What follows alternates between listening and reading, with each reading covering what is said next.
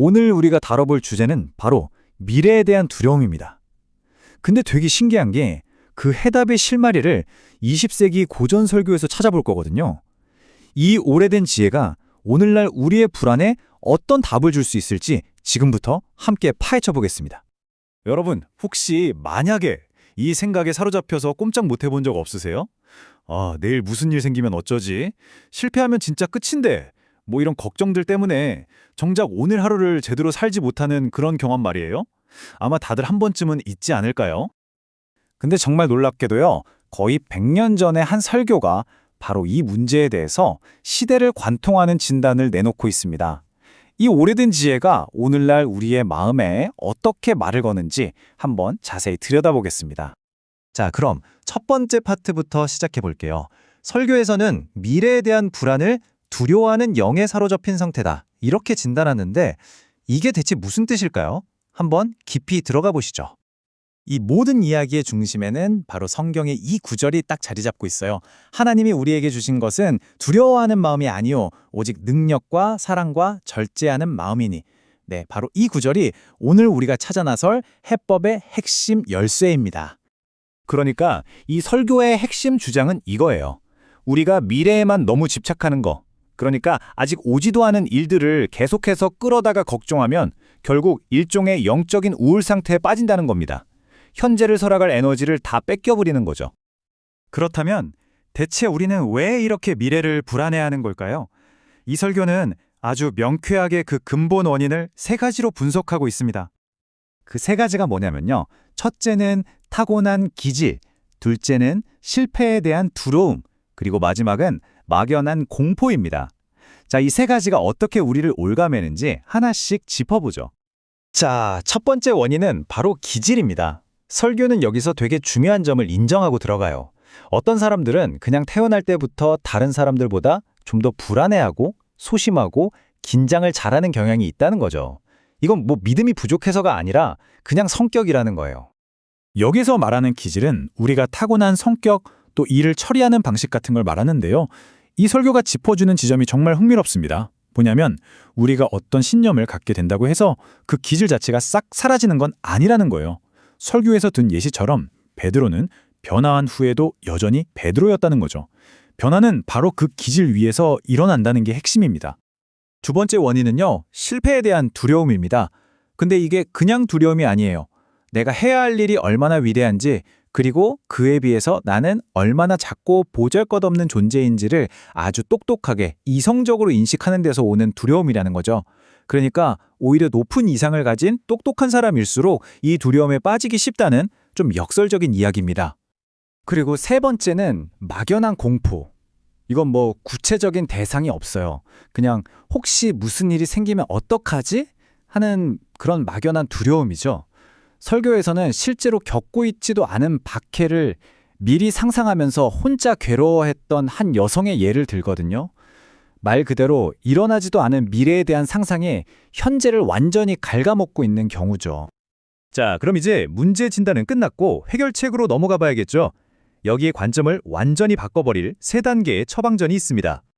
먼저 건강한 계획하고 우리를 마비시키는 걱정, 이걸 확실히 구분해야 합니다.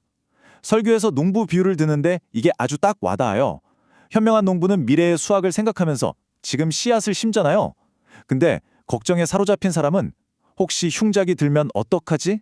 이 두려움 때문에 아예 씨앗조차 심지를 못한다는 거죠. 핵심은 바로 이겁니다. 미래를 생각하는 것과 미래에 지배당하는 것. 이 둘은 완전히 다른 거라는 걸 아는 거죠. 자, 바로 여기서 이 설교의 가장 결정적인 통찰이 나옵니다. 진짜 문제는요, 두려움 그 자체가 아니라는 거예요. 그 두려움에 맞설 수 있는 영적인 자원이 이미 우리한테 주어졌다는 사실을 까맣게 잊어버리는 것. 그게 문제라는 겁니다. 그러니까 우리가 막 없는 힘을 쥐어짜내는 게 아니라 이미 받은 선물을 꺼내서 쓰기만 하면 된다는 거죠. 그 선물이 무엇냐? 바로 능력, 사랑, 그리고 근신하는 마음. 이 세 가지가 바로 두려움에 대한 해독제입니다. 이게 각각 어떻게 작동하는지 한번 살펴보겠습니다. 첫 번째는 능력의 영입니다. 근데 이건 우리가 흔히 생각하는 것처럼 막 내 안에서 힘을 쥐어짜내고 할 수 있다 외치는 그런 게 아니에요. 오히려 인내하고 견디고 행동할 수 있도록 외부로부터 주어지는 신적인 힘을 의미합니다. 내 힘이 아니라 나를 통해 일하는 힘인 거죠. 그리고 이 능력의 영이 뭔지는 사도 베드로의 변화를 보면 정말 명확하게 알 수 있습니다. 아시잖아요. 그는 죽음이 두려워서 스승을 3번이나 부인했던 사람이었죠. 그런데 나중에는 그 어떤 권력자나 죽음 앞에서도 당당하게 맞설 수 있는 힘을 받았습니다. 똑같은 베드로였지만 이 능력이 그를 완전히 다른 사람으로 만들어버린 겁니다. 두 번째 해독제는 사랑의 영이에요. 이게 왜 해독제가 되냐면요. 사랑은 자기 자신에게야 관심을 없애는 최고의 치료제이기 때문입니다. 한번 생각해 보세요. 우리가 느끼는 두려움은 대부분 나한테 무슨 일이 일어나면 어떡하지? 라는 이 자기중심적인 질문에서 시작되잖아요. 그러니까 핵심은 딱 이거예요. 설교에서는 이렇게 말합니다. 자신에게서 벗어나는 유일한 길은 다른 무언가에 너무나 몰두한 나머지 자신에 대해 생각할 시간조차 없는 것이다. 신에 대한 사랑이든 다른 사람에 대한 사랑이든 아니면 어떤 위대한 대의에 대한 사랑이든 그 사랑이 결국 나라는 존재를 잊게 만들고 두려움을 이기게 하는 거죠. 자, 그리고 마지막 해독제는 근신하는 마음, 그러니까 아주 침착하고 절제하는 마음입니다. 이게 뭐냐면 정말 위기의 순간에 허둥지둥 패닉에 빠지지 않도록 하는 자기 통제, 훈련 그리고 균형 감각을 의미합니다. 냉정함을 유지하는 힘이라고 할 수 있죠. 이 근신하는 마음이 실제로 어떻게 작동하는지는 스코틀랜드의 한 어린 소녀 이야기에서 정말 잘 드러나요. 이 소녀가 군인들에게 딱 붙잡혔을 때 당황해서 울거나 하지 않고 아주 재치 있게 대답합니다. 저는 돌아가신 오라버니의 유언을 들으러 가는 길이에요. 라고요. 사실 여기서 오라버니는 그리스도를 의미하는 거였는데 군인들은 그걸 모르고 그냥 보내준 거죠. 바로 이런 게 위기 속에서 번뜩이는 지혜, 근신하는 마음입니다.